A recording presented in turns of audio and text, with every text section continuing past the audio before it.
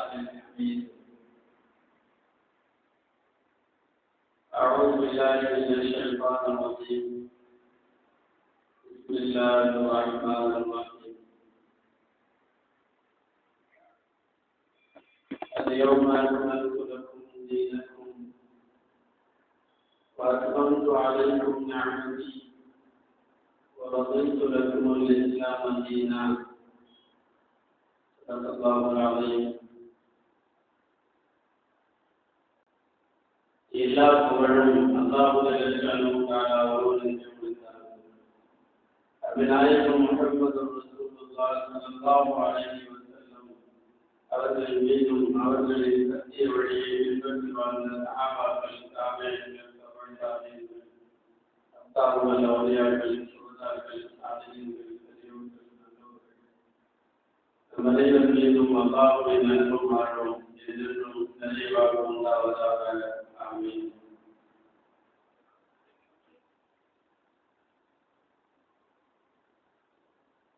அல்லாஹ் ஜல்லல்லாஹு தஆலா இஸ்லாம் என்ற பெயரில் அழகான மார்க்கத்தை வடிவமைத்து சிறுக சிறுக அதனுடைய சட்டங்களை எல்லாம், கொள்கைகளை எல்லாம் எல்லா காலங்களையும் தீர்க்கதரிசிகளின் வழியாக உலகத்திற்கு தந்து கடைசியாக நாயகம் ஸல்லல்லாஹு அலைஹி வஸல்லம் அவர்களுக்கு ஒரு 23 ஆண்டு கால வகையின் மூலம் இந்த மார்க்கத்தை முழுமைப்படுத்தினார். சன்னம் சன்னமாய் உலகத்திற்கு இறங்கிய இறை சட்டங்கள் எல்லாம் நிறைவு பெறுகின்ற அந்த 23வது வருடத்தில் அபிநாயகம் ஸல்லல்லாஹு அலைஹி வஸல்லம் அவர்களுடைய ஹஜ் பயணத்தை ஒட்டியும் அதற்கு பின் சில நாட்களிலேயே அவர்களுடைய மறுமை பயணத்தை ஒட்டியும் கடைசியாக இந்த மார்க்கம் நிறைவுற்றதை அறிவிப்பு செய்தார். வரலாற்று பின்புலம் நிறைய இருக்கின்ற திருக்குர்ஆனுடைய அந்த வசனம் நாம் அடிக்கடி கேள்விப்பட்டிருக்கிறோம். அல்யௌம அக்மல்து லக்கும் தீனக்கும் வ அத்மம்து அலைக்கும் நிஅமதி வ ரதீது லக்குமுல் இஸ்லாம தீனா. இந்த நாளில் நான் உங்கள் மீது என் அருள்கொடைகளை பூர்த்தியாக்கிவிட்டேன். இஸ்லாம் என்கிற மார்க்கத்தை நான் பொருந்திக் கொண்டேன். இது அல்லாத வேறு எதையும் அல்லாஹ் பொருந்திக் கொள்ள மாட்டான் என்பது அதற்காக. யாராவது அல்லாஹ்வை ஏற்றால், ரசூலை ஏற்றால், அதற்கு பிறகு இஸ்லாம் மட்டுமே அவனுக்கு வழி.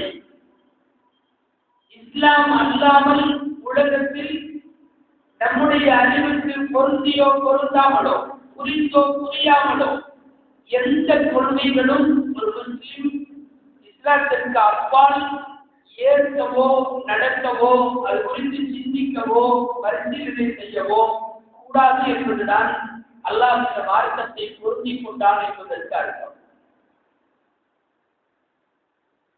தெளிவாக வேறு சில வசனங்களில் இப்படியே சொல்லிவிட்டான். ஒமன் யப்தகி கைரல் இஸ்லாமி தீனன், யாராவது இஸ்லாம் அல்லாத வேறு ஏதேனும் ஒரு வழியை மார்க்கமாக பின்பற்றினால், தேடினால், ஒரு துளி கூட அவரிடத்தில் இருந்து எதுவும் ஒப்புக்கொள்ளப்படாது. வருகையிலே அவர் மிகப்பெரிய நஷ்டவாதி. ஆச்சரியத்தோடு முஸ்லிம்களின் சில அணுகுமுறைகளை குறித்தாக இப்படி கேட்பார். அல்லாஹ்வுடைய மார்க்கம் அல்லாத, இஸ்லாம் அல்லாத வேறு மார்க்கத்தையா தேடுகிறார்கள்?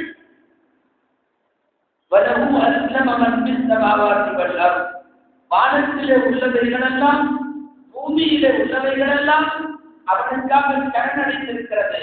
அல்லாஹ்வின் மார்க்கத்தை தவிர வேறெதையும் தேட வேண்டாம். இதுவெல்லாம் இஸ்லாம் என்கிற வட்டத்தை விட்டு ஒரு முஸ்லிம் வெளியிலே போகக்கூடாது என்பதை, அந்த கருத்துக்களில் இருக்கின்ற நியாயத்தை பேசக்கூடாது என்பதை உன்னுடைய அறிவுக்கு புறப்பட்டு அவைகள் நியாயமாக தெரிந்தாலும் அல்லாஹ்வுடைய நியதியில் இஸ்லாம் மாத்திரமே இந்த உலகத்திற்கான உயிரோட்டம், இஸ்லாம் மாத்திரமே உலகத்தில் வாழ்கிற முஸ்லிம்களுக்கான வழிமுறை.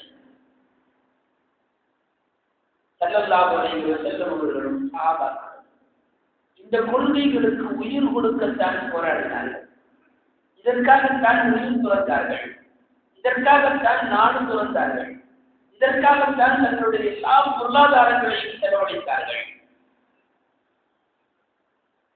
முதலாக மார்க்கத்தை ஏற்ற அந்த உத்தமர்களின் ஏராளமான தியாகங்களுக்கு பின்னால் நோக்கம் என்று ஒன்று சொல்ல வேண்டும் என்றால் ஒரே வார்த்தை, தீனுல் இஸ்லாமை உயிர்ப்பிக்க வேண்டும், தீனுல் இஸ்லாமுக்கு உயிரோட்டம் தர வேண்டும். இதை தவிர வேறு எதுவும் இல்லை. போன இடமெல்லாம் அதை செய்தார்கள். பரந்து விரிந்த இவ்வுலகின் எத்தனை ஓரங்களில் முஸ்லிம்கள் குடியேறினார்களோ அத்தனை இடங்களிலும் மார்க்கத்தை பின்பற்றுபவர்களாக மற்றவர்களை உருவாக்கினார்கள். மற்றவர்களின் பின்பற்றுதலை முஸ்லிம்கள் ஏற்கவில்லை. அரபியிலே 2 வார்த்தை சொல்லுவார்கள். தஹசீர் என்ற ஒரு வார்த்தை, தஹஸ்ஸுர் என்ற ஒரு வார்த்தை. பிறரினுடைய தாக்குதலுக்கு நாம் இலக்கானால் அதற்கு பெயர் தஹஸ்ஸுர். நம்மில இருந்து ஏதாவது மற்றவர்களிடம் தாக்கத்தை ஏற்படுத்துமானால் அதற்கு தஹசீர் என்று பெயர்.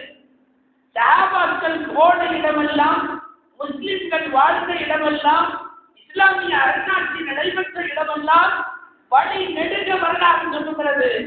இஸ்லாமியர்களை பார்த்து அவர்களின் நடைமுறைகளை ஆங்காங்கே வாழும் மக்கள் பின்பற்ற தொடங்கினார்களே தவிர எந்த ஒரு நாட்டுக்கும் போகிற போது அங்கே இருக்கிற கலாச்சாரத்தை பழக்கத்தை எடுத்து முஸ்லிம்கள் பின்பற்றவில்லை, சஹாபாக்கள் பின்பற்றவில்லை. ஒருவேளை அப்படி செய்திருந்தால் ஒவ்வொரு நாட்டினுடைய பழக்கமும் கலாச்சாரமும் இஸ்லாத்துக்குள்ளே ஊடுருவி இருக்கும், இஸ்லாத்தின் தனித்தன்மை கற்றுப் போயிருக்கும். அதற்கு அனுமதிக்கவில்லை சஹாபாக்கள், அதற்கான அனுமதியை தரவில்லை அல்லாஹ் ரசூல். மக்காவில் இருந்து மதீனாவிற்கு போன பின்னணியில் சொல்லப்படுகிற நிறைய காரணங்களில் முக்கியமான ஒரு காரணம், முஸ்லிம்களுக்கு என்று தனித்துவம் வேண்டும். அவர்கள் தங்களுடைய மார்க்க கோட்பாடுகளை மாத்திரம் பின்பற்றி வாழ வேண்டும்.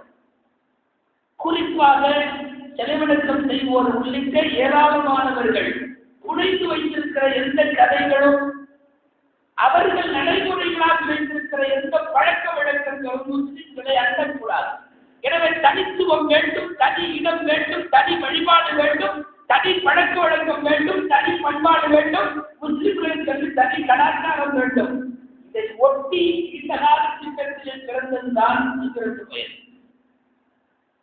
மதீனா உட்பட உலகத்தின் எங்கும் சரி குடிபெயர்ந்த முஸ்லிம்கள் தங்கள் பழக்கத்தை மற்றவர்களிடம் தாக்கத்தை ஏற்படுத்தினார்களே தவிர அவர்களின் பழக்கத்தை முஸ்லிம்கள் ஒருபோதும் ஏற்றவில்லை.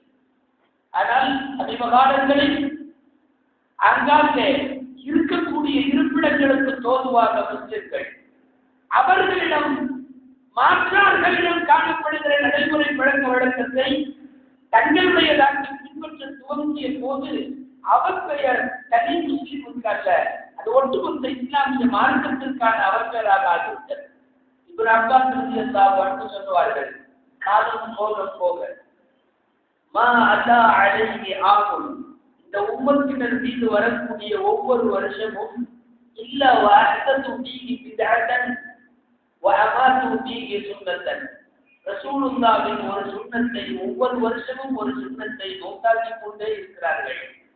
ஒவ்வொரு வருஷமும் ரசூல் வழி அல்லாத புதிய ஏதாவது ஒரு வழியை தோற்றுவித்துக் கொண்டே இருக்கிறார்கள். இது எங்கே போகும்?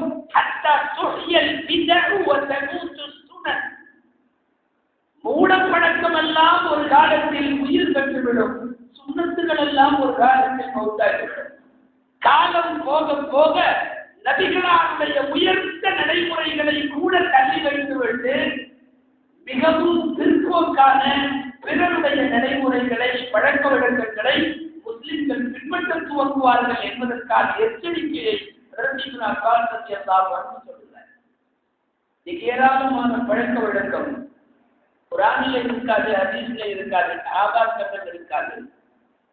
முஸ்லிம்களிடத்தில் வரக்கூடாத பழக்க வழக்கங்கள், சார்ந்து இருக்கின்ற சகோதர சமயங்கள் கூட தேவையில்லை என்று நினைக்கத்தக்க பழக்க வழக்கங்கள் நிறைய நம்மிடத்தில் வந்து புகுந்திருக்கிறது அல்லவா? புகாரி, முஸ்லிம் உள்ளிட்ட எல்லா நூல்களிலும் பதிவாக இருக்கிற பிரபலமான அந்த வார்த்தை நாம் அடிக்கடி கேள்விப்பட்டிருக்கிறோம். ஒரு முஸ்லிம் பிறனுடைய செயல்பாடுகளில், பிற மதத்தவர்களுடைய செயல்பாடுகளில் ஒருவன் ஈடுபடுவானேயானால் அவன் அவர்களை சார்ந்தவன், நம்மை சார்ந்தவன் அல்ல. சிறிய வார்த்தை, ஆனால் கருப்பொருளில் பெரிய கண்டனத்தை தாங்கி இருக்கிறது. பிற மதத்தவர்களுடைய வழிபாடு சார்ந்த எந்த செய்தியானாலும் அதை பின்பற்றுகிற முஸ்லிம் அவன் இஸ்லாமிய வட்டத்துக்குள் இல்லை, அவன் வெளியேறிவிட்டான் என்கிறார்கள். குறிப்பாக இந்த உலகத்தில் முஸ்லிம்களிடம் அல்ல, எல்லாரிடத்திலேயும் தங்களுடைய மத ரீதியான தாக்குதலை மிக அதிகம் ஏற்படுத்தியவர்கள் கிறிஸ்தவர்களும் யூதர்களும். ஸல்லல்லாஹு அலைஹி வஸல்லம் அவர்களை நீங்கள் பின்பற்றி போவீர்கள் என்று கூட எச்சரிக்கை செய்தார்கள். ஒரு சபையில் இப்படி ஒரு அறிவிப்பு சொன்னார்கள், உங்களுக்கு முன்னால போனவங்களுடைய வழிமுறைகளை பின்பற்றி நீங்களும் போயிருக்கீங்க. தொடர்ந்து சொன்னார்கள், அடிக்கு அடி, முழத்துக்கு முழம் நீங்கள் அவர்களை பின்பற்றுவீர்கள். அவர்களே பேசிட்டு வர்றாங்க.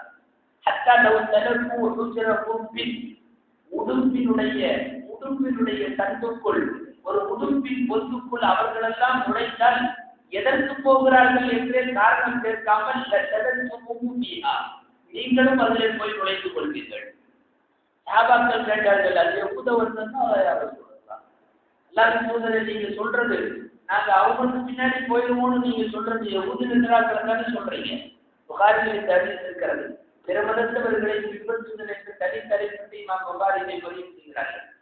கால பமன்ஹும், ஆமா அவங்க அல்லாம பின்ன வேற யாரு என்று கேட்டார்கள் ஸல்லல்லாஹு அலைஹி வஸல்லம். யூதர்களை, நஸராக்களை, அவர்களுடைய அடிச்சுவடுகளை பின்பற்றி நீங்கள் எல்லாம் போய்விடுவீர்கள் என்று எச்சரிக்கை இந்த ஹதீஸில் இருக்கிறது. இது கிட்டத்தட்ட உலகத்தில் ஆங்கிலேயர்கள் நிறைய நாடுகளை ஆண்டார்கள். அந்த நாடுகளை எல்லாம் காலனி ஆதிக்க நாடுகள் என்று சொல்லுகிறோம், அடிமைப்பட்ட கிடந்த நாடுகள். இன்றைக்கு சுதந்திரம் பெற்றுவிட்டாலும் கூட அடிமையாக இருந்த போது அந்த ஆங்கிலேயை விட்டுவிட்டு போன அத்தனை எச்சங்களும் இன்றைக்கும் நம்மிடத்தில் இருக்கிறார். அவன் கொண்டு வந்ததுதான் பிறந்த நாள் விழா, அவன் கொண்டு வந்ததுதான் இது போன்ற திருமண விழாக்கள், வெட்டிங் டேக்கள், பர்த்டேக்கள், என்னென்ன இன்னைக்கு செலிபிரேஷன் என்ற பெயரிலே அர்த்தம் வந்து எத்தனை கொண்டாட்டம் இருக்கிறதோ, இந்த வரக்கூடிய ஹாப்பி நியூ இயர் உட்பட அவமரியாதையாக சொல்லப்படுகிற வார்த்தையை போல இருந்தவைகள் எல்லாம் இன்றைக்கு புனிதங்களாகிவிட்டது. ஆங்கிலேயன் போனதற்கு பிறகும் கூட அவர் விட்டு போன எச்சங்கள் நிறைய இருக்கிறது. இது பண்டிகைகளிலே தொடங்கி விளையாட்டுகள் வரை, கிரிக்கெட் வரை கூட சொல்லலாம். அடிமைப்பட்டு கிடந்த நாடுகளில் மட்டும்தான் கிரிக்கெட் இருக்கிறது என்று கவனத்தில் கொள்ள வேண்டும், வேற நாட்டில் இல்லை. அவன் போனதற்கு பிறகும் கூட அவர்கள் விட்டு போன அவர்களின் பழக்க வழக்கம் நம்மை விட்டு போகவில்லை, அவர்களின் கலாச்சாரம் இன்னும் நம்மளை விட்டு அகலவில்லை. இது அந்த நாடுகளில் வாழக்கூடிய முஸ்லிம்களிடம் மாத்திரமல்ல, வேறு சமயத்தை சார்ந்த அத்தனை பேர்களையும். ஆங்கிலேயர்கள் எந்த கிறிஸ்தவ கலாச்சாரத்தை பிரித்துவிட்டு போனார்களோ அந்த கலாச்சாரம் இவ்வளவு நீடிக்கிறது. நாமும் சேர்ந்ததற்கு பின்னாலே பலிகடாவாக்கப்படுகிறோம் அல்லவா? ஒரு முஸ்லிம் தன் தனித்துவத்தை எந்த சபையில் இழக்கக்கூடாது அல்லவா? ஒரு சஹாபி ஹுதைஃபா ரலியல்லாஹு அன்ஹு வெளியூருக்கு போயிருந்த போது கிறிஸ்தவ அரசர்களோடு சாப்பிடும் ஒரு சந்தர்ப்பம். அமர்ந்து சாப்பிடுகிற போது ஒரு கணித்து அமர்ந்து அரை வயிறு சாப்பிட்டு பிஸ்மில்லா சொல்லி சாப்பிட்டு முழுவதுமாய் தட்டை துடைத்து வழித்து விரல் சூப்பி இந்த ஒழுக்கு முறைகளோடு உண்ணும் அந்த ஹுதைஃபாவை வேறு சில தோழர்களை கேட்டுக்கொண்டார்கள். இந்த மாதிரி சாப்பிட வேணாம், அவங்க சாப்பிடுற மாதிரி சாப்பிடலாம் இல்லை, அவங்க சாப்பிடுற மாதிரினா சாப்பிட்டும் சாப்பிடாமையும் கீழே பாதியும் தட்டில் பாதியும் கொஞ்சம் மிச்சம் வச்சுட்டு எந்திரிக்கிறதும். சுருக்கமாக சொல்ல போனால் சில இடங்களில் சில விருந்துகளில் மனிதர்கள் சாப்பிட்ற இடம் மாதிரியே தெரியாது, அது அங்கே சிந்தி இருப்பது ஏதோ விருதுகள் சாப்பிட்ட மாதிரி தெரியும். அப்படி கொஞ்சம் சாப்பிட்டுக்கலாமல்ல. ஹுதைஃபா ரலியல்லாஹு அன்ஹு சொல்லுவார்கள், அஅதுருக்கு சுன்னத ஹபீபி லிஹாவுலாயில் ஹம்கா. ஏண்டா என்னிடத்திலே வந்து நீ சிபாரிசு செய்யலையா? இந்த முட்டாள்களுக்காக நான் என்னுடைய ஹபீபின் சுன்னத்தை விடுவேனா? உலகத்தில எந்த உயர்ந்த சபையாக இருக்கட்டும், சாப்பிடும் அறிஞர்கள் கிறிஸ்தவர்களோ மற்ற யாரோ, பெரிய பெரிய வல்லவிந்து சார்ந்த அதிபர்களே இருக்கட்டும், என் ஹபீபின் சுன்னத்தை இந்த முட்டாள்களுக்காக சாப்பிட்டும் சாப்பிடாமலும் இறைக்கும் இறைக்காமலுமாக மிருகங்கள் சாப்பிடுவது போன்று சாப்பிடுகிற அல்லது நின்று கொண்டு அப்படியே தின்கிற இவர்களுக்காக வேண்டி நான் என்னுடைய ஹபீபின் சுன்னத்தை விடுவேனா? வேலையை பார்த்து சொல்லிட்டு எப்போதும் எப்படி அமர்ந்து உண்பார்களோ அது போலவே உண்பார்கள். ஒரே ஒரு செய்தி அவர்கள் உலகத்திற்கு சொல்லுகிற செய்தி இதுதான். நீ உலகில் எந்த மூலைக்கு போனாலும், எந்த உயர்ந்த சபைக்கு போனாலும், எந்த அரசர்களோடு இருந்து பேசவோ விருந்துண்ணவோ சூழ்நிலைகள் ஏற்பட்டாலும், உனது இஸ்லாமிய தனித்துவத்தை, உனது முஸ்லிம் என்கிற உன்னுடைய அடையாளத்தை நீ ஒருபோதும் விட்டு கொடுத்து விட்டு அந்த சபையின் மரியாதையை ஏற்க வேண்டாம். மார்க்கம் சார்ந்து ஒழுகுவதன் மூலம் ஒரு மரியாதை கிடைக்குமானால் அந்த மரியாதை போதும். மார்க்கத்தை கொஞ்சம் தள்ளி வைத்து ஒரு புகழ் மாடை சூட்டப்படுமானால் அந்த புகழ் எனக்கு தேவையில்லை என்று ஒவ்வொரு முஸ்லிமும் கருத வேண்டும் என்கிற மனப்பான்மையை சொல்லித் தருகிறார்கள். அதற்கு ஹுதைஃபா இப்னு யமான் ரலியல்லாஹு அன்ஹு.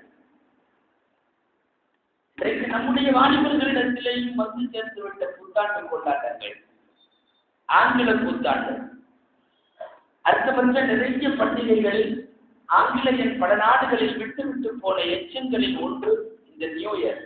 அதை ஹாப்பி நியூ இயர் என்று வாழ்த்து தெரிவிப்பது கூட தவறு என்பது மார்க்க முஃப்திகளுடைய மார்க்க சட்டங்களுடைய கருத்து.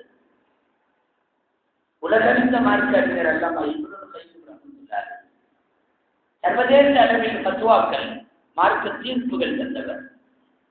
அவர்கள் எழுதுகிறார்கள், நம்ம தர்ஜீஹ் பிஷஆயிரில் குஃபாரில் முஹ்தஸத்தி பிஹி ஹராம். குஃபார்கள் இஸ்லாம் அல்லாத வேற்று மதத்தை சார்ந்தவர்களுடைய அவர்கள் கொண்டாடக்கூடிய பண்டிகைகளுக்காக வேண்டி வாழ்த்துகிறேன் என்று வாழ்த்து தெரிவிப்பது, அவர்களுக்கு அதில் சந்தோஷத்தை பங்கெடுத்துக் கொள்வது, கருத்து வேறுபாடுகளுக்கு இடமில்லாமல் அகில உலகத்தில் அனைத்து அறிஞர்களாலும் ஹராமாக்கப்பட்டிருக்கிறது. இதுல வேறுபாடே இல்லை. யாராவது 4 பேர் சரின்னு சொன்னாவது அந்த பக்கம் சேர்ந்து நிற்கலாம் இருக்கிற இந்த மனப்பான்மை அது கூட இங்க முடியாது. ஒட்டுமொத்தமாக ஹராம். ஏன்னா மார்க்க ரீதியான பார்வையை கூட விட்டுருவோம். அறிவார்த்த முறையில யோசித்தால் கூட எந்த வகையிலையும் அர்த்தமில்லாத ஒரு புத்தாண்டு. சரி, அப்படி வழிய கொண்டாட வேண்டுகிற முஸ்லிம்களுக்கு அப்படி என்ன அவசியம் ஏற்பட்டது? முஸ்லிம் கிறிஸ்துமஸ் கொண்டாடுகிறாங்க, முஸ்லிம் நியூ இயர் கொண்டாடுகிறாங்க, முஸ்லிம் தீபாவளி கொண்டாடுகிறாங்க, எல்லாம் கொண்டாடுகிறாங்க. அவர்கள் அப்படி வந்து யாராவது இஸ்லாமிய பண்டிகைகளை கொண்டாடுபவர்கள் எத்தனை பேர்? பக்ரீத் என்று குர்பானி கொடுப்பதற்கு அவர்கள் முன் வந்து பார்ப்பதுண்டா? பெருநாளை நாங்கள் இப்படி கொண்டாடுகிறோம் என்று யாராவது முன் வருவதுண்டா? இஸ்லாமியர்களுக்கான சுய அடையாளங்களை அவர்களின் தனி அடையாளங்கள் என்று சொல்லிவிட்டு நகர்த்து கொள்ளுகிறார்கள். ஆனால் அவர்களுடைய தனி அடையாளத்தை ஒரு முஸ்லிம் பொது உடைமையாக்கி தூக்கி தன் தோல்வியில் போட்டுக் கொள்ளுகிறான் என்றால், அதுவும் உலகத்தில் எந்த சமயத்தின் கட்டுப்பாடுகளை விட இஸ்லாமிய கட்டுப்பாடு இவைகளை பின்பற்றக்கூடாது என்பதில் அதிகம் தானே. மாற்று மதத்தவர்களுடைய பண்டிகைகள் மற்றும் கொண்டாட்டங்கள் விஷயத்தில் தீர்க்கமான முடிவை எட்டக்கூடிய நபிமொழிகளில் ஒரு நபிமொழி பல முறை நாம் கேள்விப்பட்டிருக்கிறோம். ஒரு மனிதர் ஆடு அறுப்பதற்கு குறிப்பிட்ட ஒரு இடத்தை தேர்வு செய்து அங்கே போய் குர்பானி கொடுக்க நேர்ச்சி செய்து விட்டதாக ரசூலுல்லாஹி திருமணத்தில் கேட்கிற போது நபிஸல்லல்லாஹு அலைஹி வஸல்லம் திரும்ப கேட்பார்கள், இந்த ஊரை விட்டுட்டு அந்த ஊர்ல போய் குர்பானி கொடுக்குறேன்னு சொல்ற, குர்பானி வேணா கொடுத்துக்கோ, ஆனா நீ கொடுக்குற அன்னைக்கு அவங்களுக்கு ஏதாவது அங்க பண்டிகை இருக்கா அப்படின்னு கேட்பாங்க சொல்லாங்க. அவர் இல்லைம்பாரு. அடுத்த கேள்வி, ஹல்கா நசீகா சனமும் மின் அஸ்னாமி, நீ கொடுக்குற இடத்துல ஏதாவது சிலைகள் இருக்கா என்று கேட்பார்கள் சொல்லாங்க. இல்ல, நான் அறுத்து கொடுக்க போற இடத்துல சிலையெல்லாம் எதுவும் இல்லை. அப்பதான் நீ போய் ஒரு நேரத்தையே நிறைவேற்றலாம். ஒரு இடத்தை விட்டு இன்னொரு இடத்திற்கு போய் நீ ஆடலுக்கு முற்பட்டாலும், பெயர் என்னவோ அல்லாஹு அக்பர் என்று போய் அழைத்தாலும், பிஸ்மில்லாஹ் அல்லாஹு அக்பர் சொன்னாலும் அங்கே ஒரு சிலை இருக்குமானால் தவறாகிவிடும். அல்லது அவர்களின் பண்டிகை அன்று நடக்குமானால் அந்த இடத்தில் நீ போய் சேர்ந்து கொண்டால் அது அவர்களோடு ஒத்ததாக ஆகிவிடும். ஒரு சமுதாயத்திற்கு ஒப்பானவர் அவர்களை சாரட்டும், அவர் நம்மை சார்ந்தவர் அல்ல என்கிற கடுமையான எச்சரிக்கை.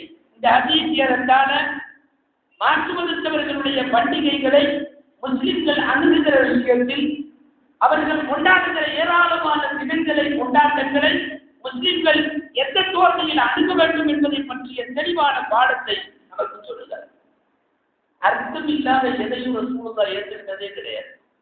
நடுராத்திரி 12 மணிக்கு பட்டாசு வெடித்து தண்ணி அடிச்சு ஆட்டம் போடுறதுல இது எந்த புத்தாண்டு யோசித்து பாருங்க.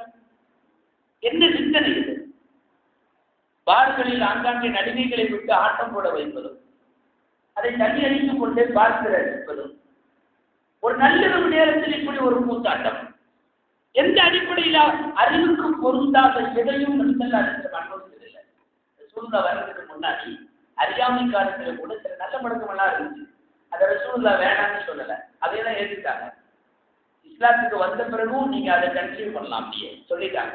ஆனா அறிவுக்கு பொருந்தாமல் மார்க்க நியதிகளுக்கு எதிராக என்னென்னலாம் இருந்துச்சோ அதை ஏற்றுக்கல. ஜாகிலியத்துடைய காலத்தில் நபிகள் வர்றதுக்கு முன்னாடி திருமண சபைகிட்ட ஒரு துவா பிரபலமா ஓதப்படும். அல்லாஹ்ட்ட பிரார்த்தனை என்னன்னா, அல்லாஹும்ம பாரிக் லஹுமா ஃபில் ரிஃபாஇ வல் பனீன், இந்த மருமக்களுக்கு நல்ல செல்வத்தையும் ஆண் மக்களையும் வழங்குவாங்க, பெண் மக்களை விட்டுறது. ஏன்னா அவர்களுக்கு பெண் குழந்தைகள் அலர்ஜி. துவாவே அப்படிதான் இருந்தது. நல்ல செல்வம் தான், நல்ல ஆண் மக்களை தான். ரசூலுல்லாஹி செல்லம் வந்ததற்கு பிறகு எல்லாம் அப்படியே இருந்தும் ஒரு வார்த்தை சேர்த்துக்கோ, பெண் மக்களையும் சேர்த்துக்கோ. வெறுமனே ஆண் மக்களை மாத்திரம் கேட்பது தவறு. எனக்கு ஆண் வேண்டும், பெண் வேண்டாம், பெண்ணை கேட்காமல் இருப்பது தவறு. ஏற்கனவே ஒருத்தருக்கு பெண் குழந்தை இருக்கு, அவரு எனக்கு ஆண் குழந்தை வேணும்னா தப்பில்லை. அறவே புதிதாக ஜோடி சேரக்கூடிய மணமக்களை பார்த்து வாழ்த்துகிற போது உனக்கு ஆம்பளை பையனா பிறகு என்று சொல்லுவது தவறு. இந்த சொல் பிரயோகம், இந்த பதம் பிரயோகம் இருந்தார். நூற்றுக்கணக்கான விஷயத்தை சொல்லலாம். அறியாமை காலத்திலே இருந்தவர்களில் அசிங்கங்களாக எதுவெல்லாம் தெரிந்ததோ அந்த அசிங்கங்கள் அனைத்தும் இந்த மார்க்கத்திற்கு வந்ததற்கு பிறகு வார்த்தைகளிலே இருந்து செயல்பாடுகள் வரை அனைத்தையும் ரசூலுல்லாஹி ஸல்லல்லாஹு அலைஹி வஸல்லம் அவர்கள் தடுத்து விட்டார்கள். இப்படி நாயகம் ஸல்லல்லாஹு அலைஹி வஸல்லம் அவர்களால் அர்த்தமில்லாதவைகளாகவும் அறிவுக்கு பொருந்தாதவைகளாகவும் கருதப்பட்ட விஷயங்கள் தான் இன்றைக்கு யூத நசராக்களால் உலகத்தில் கடைபிடித்து பரப்பப்படுகிறது. அந்த கொண்டாட்டங்களில் அர்த்தமில்லாத கொண்டாட்டங்களில் இதுவும் ஒன்று கொண்டாட்டம். உலகத்தில் இஸ்லாமிய நோன்புகளை பெருநாட்களை தள்ளி வைத்து உலகம் முழுக்க யோசித்தால் உலகம் ஏன் இந்த அளவுக்கு கூட இறங்கி போகிறது என்று யோசிக்க வைக்கிறது. அர்த்தமே இல்லாத கொண்டாட்டங்கள். 2-3 நாளைக்கு முன்னாடி ஏதோ ஒரு நாட்டில் திலகாணியை தூக்கி ஒருத்தர் இன்னொருத்தர் மேல வீசிக்கிறது. இது ஒரு நூதனமான பண்டிகை. ஒண்ணுமே இல்லை, திலகாணியை தூக்கி வீசுகிறது. என்னன்னா இன்றைக்கு அப்படி வீசினால் ஆண்டு முழுவதும் திலகாணியின் 10 பறந்தும் கூட கவலையெல்லாம் பறந்துவிடும். ஒரு பெரிய மைதானத்துல கட்டி வீசிட்டு இருக்கான். நீங்கள் பத்திரிகைகளை பார்த்திருப்பீர்கள், தக்காளியை எடுத்து ஒருவர் மீது ஒருவர் அடித்துக் கொள்கிறார்கள். உடைப்பட்டு தக்காளி தெரிக்க வேண்டும். கவலைகள் எல்லாம் தெரிந்து போகிறதா? ஒரு நாட்டினுடைய கொண்டாட்டம். கலர் கலரா கொடியை எடுத்து தூங்கி மேல அடிச்சு விடுறது நாம கண்ணாட பாக்குறோமா இல்லையா? இதே நாட்டில் நடக்கத்தானே செய்கிறது. நல்ல ட்ரெஸ் போட்டு வந்து நல்ல பூச்சியோட வர்றவன பூரா கடல் கொடியை தூவி விட்டு அவனை நாட்டமாக்கி கேட்டால் அது வண்ண மயமாக ஆண்டு செடி கேட்கும் அப்படின்னு ஏறும். கயிற்றிலே ஒரே ஒரு கயிறை கட்டுவதற்கு ஒரு பண்டிகை, ஒன்றுமே இல்லை. சரி, கயிறு கட்டி ஏதாவது ஒரு 10 ஏழை சோறு போடுறானதான் இல்லை, கயிறு கட்டுவது ஒரு பண்டிகை. காலில் கீழே வைத்து பட்டாசு வெடித்து கொண்டாடி கரியாக்குவது ஒரு பண்டிகை. இப்படி உலகத்தில் அர்த்தமற்ற எத்தனையோ பண்டிகை. அவ்வப்போது திடீர்னு சில பண்டிகைகள் பெருசாயிருக்கு. திடீர்னு வணிக உலகத்தில் உள்ளவர்கள் பார்ப்பாங்க, வியாபார யுக்திகளை சொல்லலாம். புத்தாண்டு கொண்டாட்டங்களை ஒட்டி சர்வதேச அளவில் பொக்கேகளும் வாழ்த்து அட்டைகளும் பூச்செட்டுகளும் ஏராளமான விற்பனை. கமர்சியல் உலகத்தின் பின்னணியில இருந்து தூண்டப்படுகிற கொண்டாட்டமே தெரியாம நானும் இங்க உட்காந்து ஹாப்பி நியூ இயர் உட்காந்து குழந்தைட்டாங்க. இது எந்த அடிப்படையில்? நீ வெறும் ஹாப்பின்னு அனுப்புறப்ப அங்க ஹாப்பி வந்துருமா? அர்த்தமே இல்லாத கொண்டாட்டத்தை நோக்கி உலகம் போய் கொண்டே இருக்கிறது. நிறைய கொண்டாட்டம் சொல்லலாம். கொண்டாட்டங்களாக சமீப காலங்களில் பெருசுபடுத்தப்பட்ட பண்டிகைகள். கடந்த காலத்தில் இந்த பண்டிகைகள் அப்படி இல்லை. ஏன் ஒரு 20-30 வருஷத்துக்கு முன்னால இவ்வளவு தூரம் இந்த புத்தாண்டுகள் வேகம் பெற்றதா? இல்லை. சமீப காலங்களில் இது ரொம்ப வேகம். பூரா ஆட்சிகளும் ரிசாட்சிகளும் எப்போதும் புக்காகிவிட்டது. ஆட்டங்களை பார்க்க ரசிக்க ஒரே ஒரு இரவில் அத்துமீறுகின்ற 1000 நடவடிக்கைகள். இதே சென்னையில நீச்சல் குளத்துல விழுந்து சில பேர் சமீபத்தினுடைய 1-2 ஆண்டுகள்ல விழுந்து சென்று போனார்கள். ஒரு இரவு ஏராளமான அசிங்கம், அசம்பாவிதம், அத்துமீறல் அத்தனையும் சேர்த்து பெயர் புத்தாட்டம். மது, விபச்சாரம் சமம் புத்தாட்டம். வேற ஒன்றுமே இல்லை. ஒன்று அந்த இரவு முழுக்க விபச்சாரத்தின் ஆட்டம். மறுபக்கம் அத்தனை நாட்டினுடைய இளைஞர்கள் மதுவில தள்ளாடக்கூடிய ஒரு ஆட்டம். எந்த அடிப்படையிலாவது ஒரு நல்ல நகர்வை நோக்கி போனா பரவாயில்ல. இஸ்லாமியர்களுக்கு வேண்டுமானால் திரை மகரிபில பிறகுது, நாள் மகரிபில தொடங்குது, திரை பிறக்கிறது. இந்த நாட்டில் உள்ள மற்ற சமயத்தவங்களுக்கு எல்லாம் காலையில தான் விடியுது. ஒரு நாள் காலையில தொடங்கினா காலையில, புத்தாண்டு அன்னைக்கு மட்டும் காலையில தொடங்க மாட்டான், ராத்திரி 12 மணிக்கு தொடங்குவான். ஏன் தெரியுமா? இங்கிலாந்துல கிரீன்விச்ல ராத்திரி 12 மணிக்கு இவனுக்கு ஆகிறப்ப அவனுக்கு பொழுது புலருது. அவனுக்கு பொழுது விடுத்ததுன்னா நீயே இங்க கட்டணும். அவர்களுக்கு விடுகிற பகலை நல்ல ஆண்டு என்று இங்கே கொண்டாடுகிறார் நடுராத்திரியில. இங்க இன்னும் பகல் விடியவில்லை, இங்க இன்னும் நாள் துவங்கவில்லை. ஆங்கிலேயரின் எச்சம், ஆங்கிலேயரின் கழித்தடை பண்பாடுகளுடைய மிச்சமெல்லாம் இன்னமும் இந்த நாடுகளிலே வாழ்கிறது என்பதற்கு ஒரு நிதர்சனமான ஆதாரம் அது. அவனுக்கு விடுகிற போது இவன் இங்கே பட்டாசு வெடிக்கிறான். என்னன்னா புத்தாண்டு குழந்து விட்டது. அது எப்படி ராத்திரி 12 மணிக்கு குழந்கிறது? உனக்கு காலையில் குளறுவதில்லை. நிறைய அர்த்தமில்லாத செய்திகளின் உச்சகட்டமாக இருக்கிற புத்தாண்டு போன்ற கொண்டாட்டங்களில இருந்து முழுமையாக முஸ்லீம்கள் தங்களை தள்ளிக்கொள்ள வேண்டிய கடமை கொண்டிருக்கிறார். நம்ம புள்ள நல்ல புள்ளன்னு நினைக்கிற யாரும் தயவு செய்து இந்த மாதிரி 31ஆம் தேதி மகனுக்கு மேல மூட்டை விட்டு வெளியவே அனுப்பக்கூடாது. அது பசங்களா இருந்தாலும் சரி, பிள்ளைகளா இருந்தாலும் சரி. அத்துமீறல்கள் உச்சகட்டம், சேர்க்கையினால் ஏற்படக்கூடிய இந்த தவறுகள் எல்லாம் குர்ஆனிலே அல்லாஹ் எவ்வளவு அழகாக கேட்பான். ஒரு கூட்டத்துக்கு வானத்தில இருந்து நல்ல உணவு கொடுப்பான். அந்த உணவை விட்டு போட்டு பனு இஸ்ரவேலர்கள் வேற மட்டமான உணவு கேட்டப்போ அல்லாஹ் ஒரு வார்த்தை கேட்பான் அவங்கள்ட்ட, ஏண்டா உயர்வானதை நான் கொடுத்துருக்கேன், அதையெல்லாம் விட்டுட்டு இவ்வளவு மட்டமானதையா நீங்க தேடி இருக்கிறீங்கன்னு கேட்பான். அது உணவுக்கு மாத்திரமல்ல, நம்மின் அத்தனை செயல்பாட்டுக்கும் பொருந்தும். ஆக உயர்ந்த ஒரு மார்க்கத்தை உங்கள் கையில கொடுத்திருக்கிறேன். இதனுடைய உயர்ந்த கூறுகளை எல்லாம் விட்டுவிட்டு கல்சடைத்தனமாக இருக்கிற கொண்டாட்டங்கள் எல்லாம் உங்களுக்கு தேவையா என்பதுதான் அதனுடைய அர்த்தம். உச்சகட்டமா இதுல ஒண்ணு என்னன்னா, அன்னைக்கு ஏதாவது நல்லது பண்ணிட்டா வருஷம் பூரா நல்லா இருக்கும். இது ஒரு நம்பிக்கை. இப்படி ஒரு நம்பிக்கை. இன்னொரு ரகசியம் உண்டு. அன்னைக்கு பஸ்ஸு துறைக்கு கொஞ்சம் கூட்டம் அதிகமா வருது.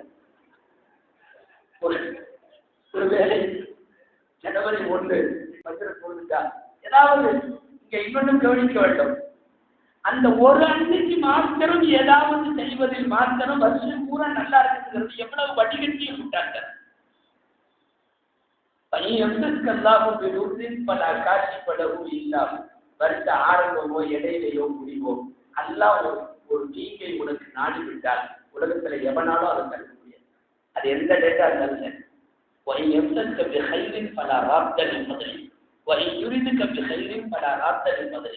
ஒரு கயிறை நல்லதை உனக்கு கொடுக்க வேண்டும் என்று அல்லாஹ் முடிவு செய்தால் உலகத்துல யாரும் எந்த டேட்டையும் தடுக்க முடியாது.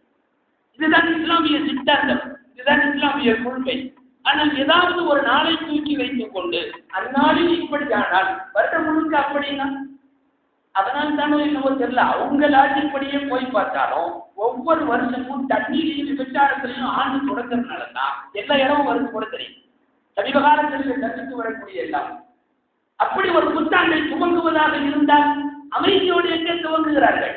ஆட்டம், புத்தாட்டம், விபச்சாரம், மது, இவைகளில் மாத்திரம் ஒரு புத்தாண்டை வரவேற்கிறார்கள் என்று சொன்னால் எவ்வளவு மோசமானது. ஆங்கிலேயர்களாலும் கிறிஸ்தவ மிஷினரிகளாலும் உலகம் முழுக்க பரப்பிவிடப்பட்ட எந்த கொண்டாட்டங்களுக்கும் இஸ்லாமும் முஸ்லிம்களும் கல்வியே நிற்க வேண்டும். எந்த புத்தாண்டாக இருந்தாலும் உலகத்தில் யாருக்கும் புத்தாண்டு என்பது மகிழ்வல்ல, ஆயுள் போய்கொண்டிருக்கிறது என்கிற எச்சரிக்கை ஆயுள் போகிற ஆயுளுக்கு இனிப்பு வழங்கி கொண்டாடுவது எந்த வகையான அறுவடமை என்று தெரியவில்லை. எல்லாம் வல்ல அல்லாஹ் முஸ்லிம்களை, இஸ்லாமிய மார்க்கத்தை சார்ந்தவர்களை அந்த மார்க்கத்தின் தனித்துவத்தின் மீது நிலைத்திருப்பதற்கான நோக்கியத்தை செய்வானாக. எல்லா நேரங்களிலும் காலங்களிலும் இஸ்லாமிய ஷரியத்தை முழுமையாக பின்பற்றி நடக்கும் நல்வாய்ப்பை அல்லாஹ் நம் அனைவருக்கும் நல்குவானாக. அமீன்.